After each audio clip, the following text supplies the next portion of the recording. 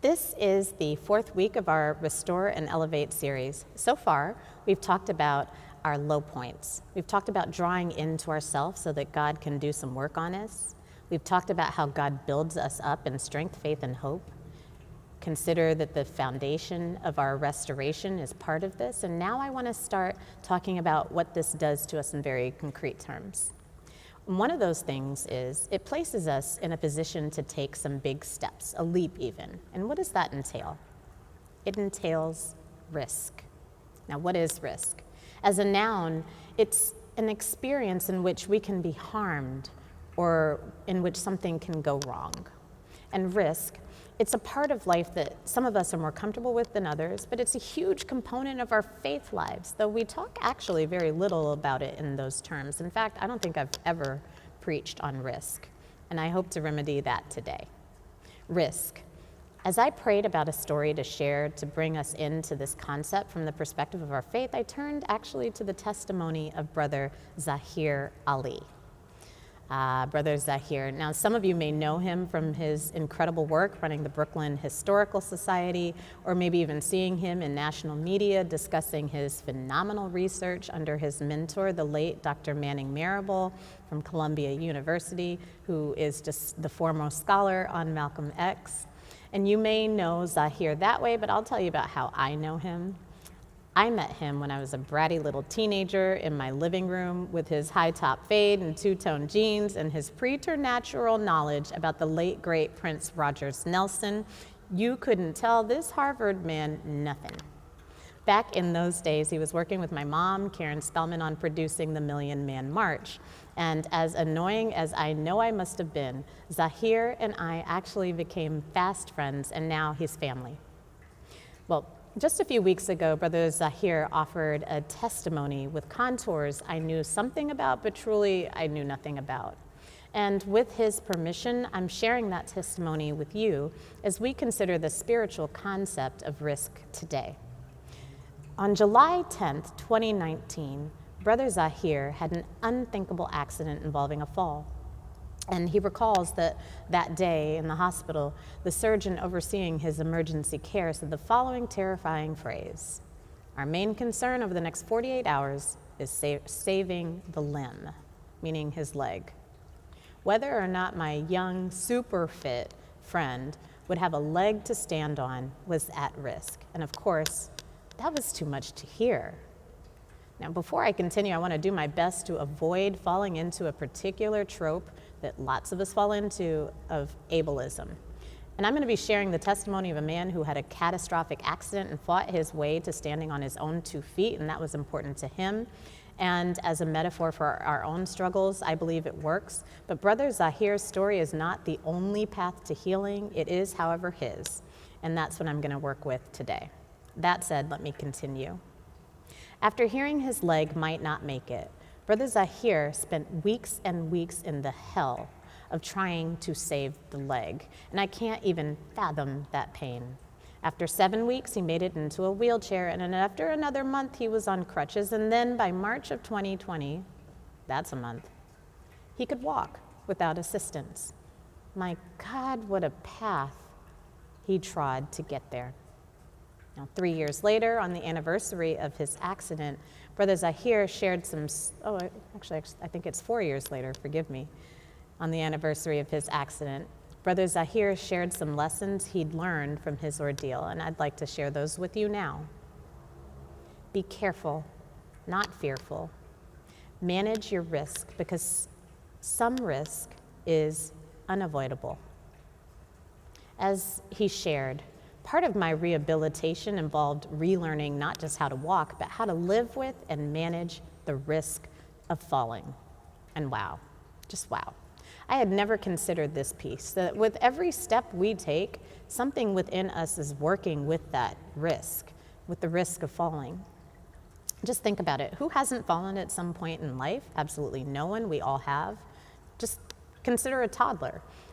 It is the origin of their name. We toddle before we walk, and toddling involves quite a bit of falling.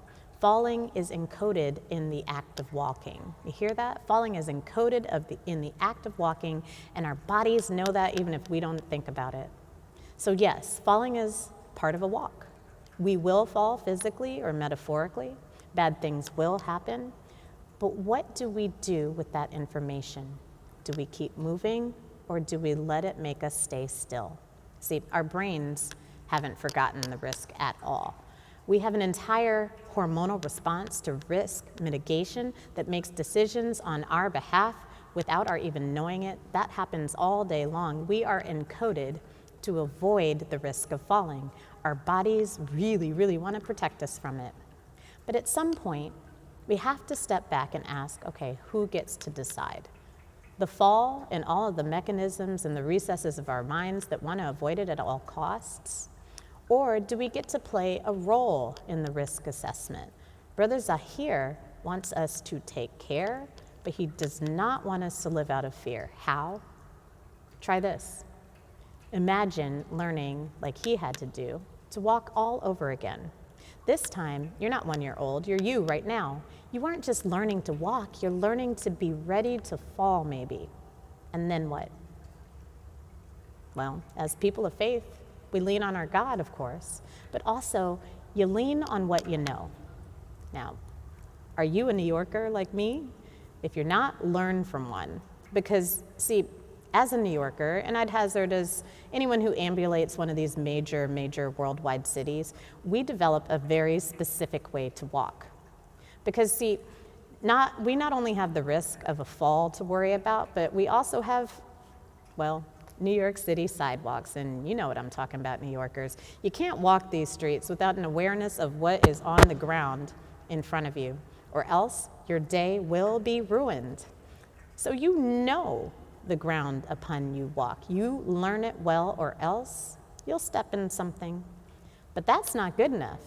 You have to know the ground, but you can't walk around with your head down like this. You got to keep your head up. You must know what's in front of you, well in front of you, or you're going to start running into things and people in trouble. Plus, if you only look down, you miss so much, like the face of your neighbor, who, by the way, bears the image of Christ just like you. As a New Yorker, you know awareness.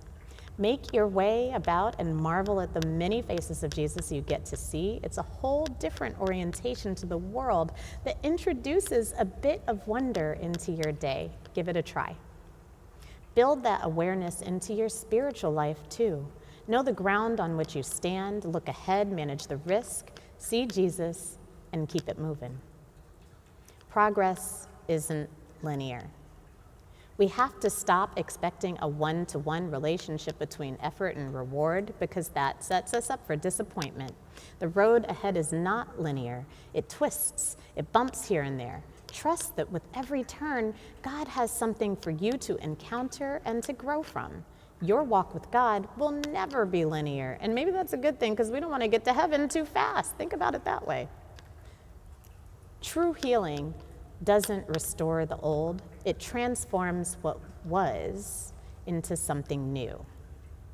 And this is my paraphrase of Zahir's teaching. So Brother Zahir very helpfully testifies in his struggle for healing. The language of recovery was especially unhelpful because his body had changed. He would never be exactly the person with that specific construction of a body. He couldn't recover that because it no longer existed as such. And I find this especially helpful even as we're talking about restoration as a concept. I'm talking about spiritual restoration, which is a different thing. But I find this assessment that Brother Zahir offers about not trying to just restore what was helpful in institutional settings. And I gratefully serve many institutions in various ways, including the church. And we all suffer from a similar tendency, or I'll call it what it is, it's a temptation to nostalgia. And we want back in on some wonderful moments. So we try to squeeze back into that old outfit that already served its time and purpose, new wine, old wineskins, as Jesus says. We try to relieve a moment that's gone. But if we listen to Brother Zahir and Jesus, we remember that that's not our purpose. We remember, yes, but we also move ahead, not with who we were, but with who we are and whomst we are becoming. Walk and live with intention. An important piece of Brother Zahir's testimony that I find so instructive is how his ordeal helped him to realize that he had taken something so fundamental as walking, a most basic task that so many able-bodied people too take for granted. He, like so many, took this granted his entire life, he says. But the intentionality he invites us to includes an acknowledgement of the blessings of even the smallest things, like breath and bodily freedom and so much more. Maybe those aren't so small after all. But living with intentionality for Brother Zahir also includes taking a moment, a selah, if you will, to step with purpose. And as he says, study the context. Consider all your options. Make a plan for how to succeed, all before taking the first step. And his final lesson is, we may walk on our own, but we never walk by ourselves. As he put it, communities of care magnify our hope when facing what may seem insurmountable when we're alone. And people of God, I invite you to look around you in whatever room you're in. Maybe it has pictures of people you know. Maybe there are actual humans in the room with you, but look around your life. Whomst amongst you magnifies your hope? Whoever that may be, keep them close, because God put them in your life with and for a reason. Now, I give thanks to God for the wisdom that Brother Zahir drops, because he taught me some important lessons on how to risk with God's help. But I'll admit, when I step back, it gets scary again. I think the leaps I need to take, and I'm sore afraid. But they that wait on the Lord shall renew their strength. They shall mount up with wings as eagles. They shall run and not be weary, and they shall walk and not faint. You and I and everyone, we all stand at a precipice. We see it, we know it's there, we know we need to move forward. But it looks like a fall right there on that precipice, and we don't like falling. But if God's calling you forward on what appears to be a cliff, don't you know that God is already waiting just beyond the precipice with wings to pick you up? And when you step forward in the Lord, when you wait on the Lord, your refuge, your strength, your very help in times of trial, then God will bear you up on those eagle's wings. You will run and not be weary. You will walk and not faint. That's the road before you. Your strength is coming. Selah. Thank you so much for joining us for this element of worship. We are so grateful that you have entrusted the park with this moment to hear music, to listen to the Word of God, whatever it may be. And we just ask for your support. The park only functions with the generous donations of people like you. And 100% of your donation goes to the incredible ministries of this church, which give and give and give again.